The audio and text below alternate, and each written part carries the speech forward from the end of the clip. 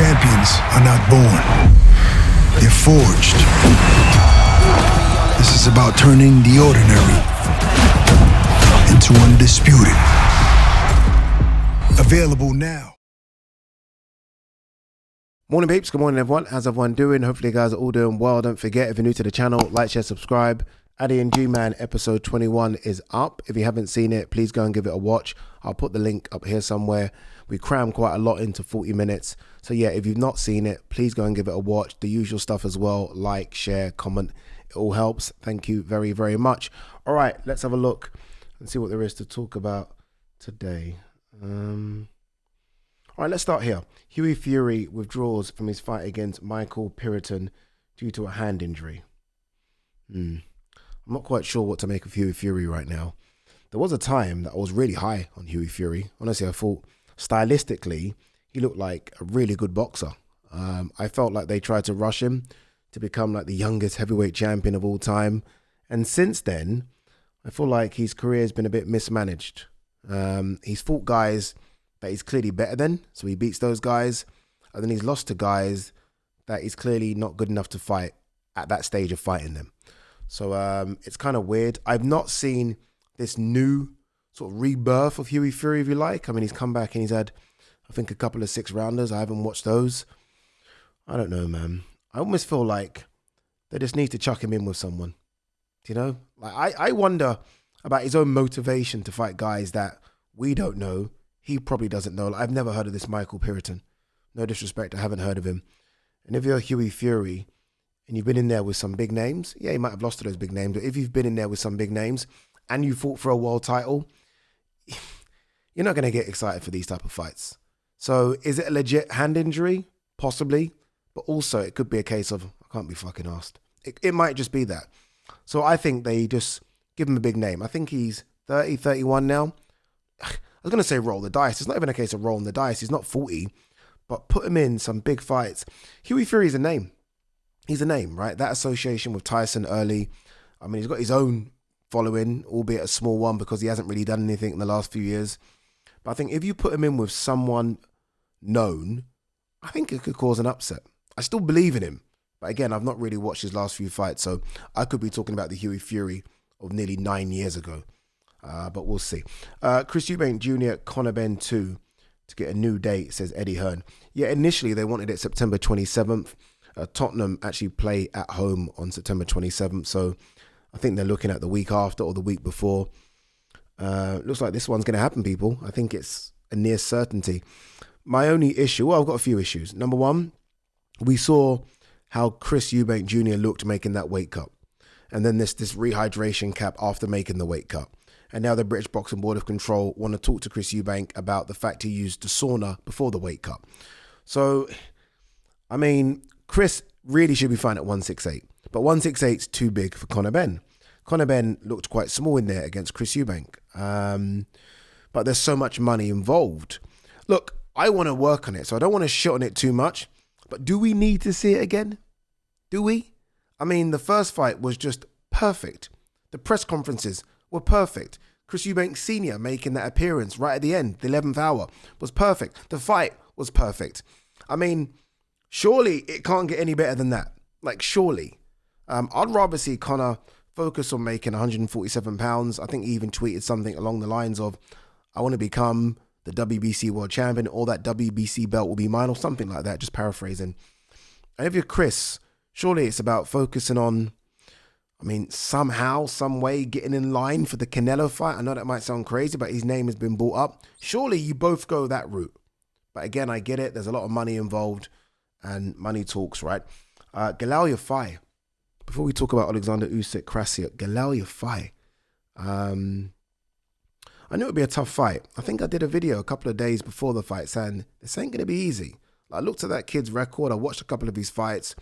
And his only recent defeat was to Junto Nakatani, who's a pound for pounder. And Junto couldn't dent him. That fight went all the way. Galal gets caught, you know. I've covered all of Galal's fights. Yeah, I think all bar one. That one being on the weekend. So I've watched him up close, and he does get tagged a bit. But he seems to have sort of good recovery powers and ultimately good boxing IQ and skills to to kind of get through it. But that guy that he was fighting on the weekend, fuck me, it was just a whirlwind. Honestly, it was a whirlwind. And Galal had no answer to it. Like, if you don't have the pop at that lower weight class, and it's quite rare for those lower weight guys to really have sort of one punch detonating KO power. If you don't, that kind of opponent's just going to be on you all night, and there's nothing you can do about it. So yeah, look, it's a harrowing defeat. Like, he got bashed up in that fight. Let's be honest, he got bashed up, and there was a couple of times where I felt like the towel could come in. So mentally, it's going to be very difficult to recover from that. Physically, it's going to be very difficult. And where Galal wants to be, which is a world champion, I mean, that's the level just below a world champion. So in his mind now, it's like, geez, am I good enough to even become a world champion? So there are a few questions that are going to need to be answered in the next few weeks and months with Galal, but I didn't expect that. Some did. Shout out to Bass on his channel. He picked that Rodriguez would, I think he said, stop him. So he's obviously watched the tape on Rodriguez. I didn't, not that much anyway. But that was surprising, especially considering the fantastic performance Galal put in against Sonny. But this is boxing, man. Honestly, this is boxing. It'll be interesting to see what they do. Galal isn't young. Do you know what I mean? It's not like you can take a year out and rebuild. Galal, I think, is 32, 33. So that means you've got to go now. 32, 33, by the way, for the lower weight class is quite old. It's quite old because, and the reason it's quite old is because they don't have the advantage, like I said, of knocking you out. So they're going to points every single fight.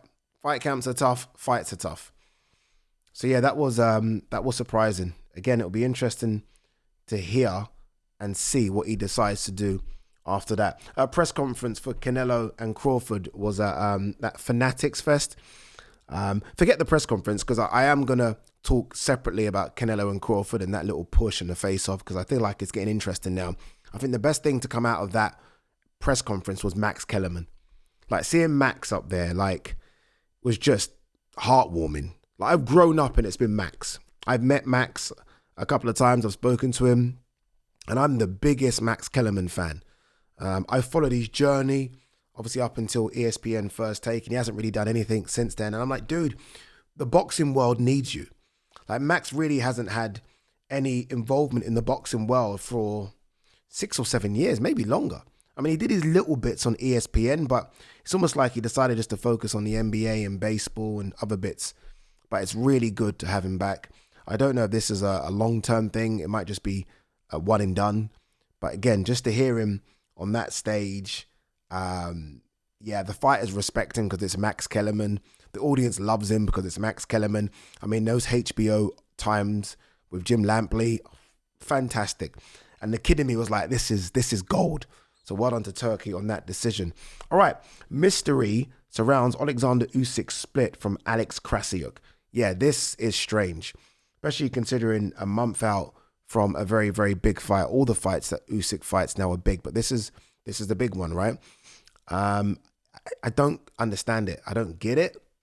I don't believe there's been a statement, a proper statement. I know Krassyuk posted a couple of photos on his social media and basically talked about the journey, but there's been no statement as to why they've split. I've been around Usyk now for 4 or 5 years, and where Usyk is, Krassyuk is. And they have, it's not even a fighter-manager relationship. It's almost like a brother relationship. Honestly, that's what it seems like. That Krassyuk will defend and fight for Usyk with anyone. With anyone. And Krassyuk seems to be a great guy. There always seems to be issues with fighters and managers. It just seems to be part of the course. But I don't think it's that with these two. I don't. Yeah, I'd love to kind of like give you the reasons as to why, and I've made a phone call and I know the answers, but honestly, I don't. It does surprise me. And the timing surprises me as well. Do I think that's going to take anything away from Usyk's performance? No.